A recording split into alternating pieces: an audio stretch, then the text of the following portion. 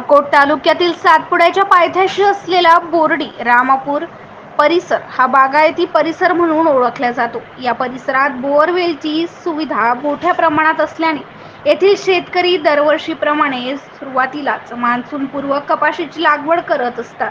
त्याचप्रमाणे यावर्षी सुद्धा बोर्डी येथील शेतकरी डॉक्टर सुरेश जगन्नाथ ताडे यांच्या शेतात ट्रॅक्टरने सरी काढून त्या सरीमध्ये ड्रिपच्या नळ्या आथरून 31 मे 2024 रोजी प्री मान्सून कपाशीची लागवड सुरू केली आहे। अजित 155 राशी 659 या वाणाला त्यांनी सर्वप्रथम पसंती दर्शवली आहे। 2 एकरमध्ये 5x3 अंतराने त्यांनी कपाशीची लागवड केली आहे।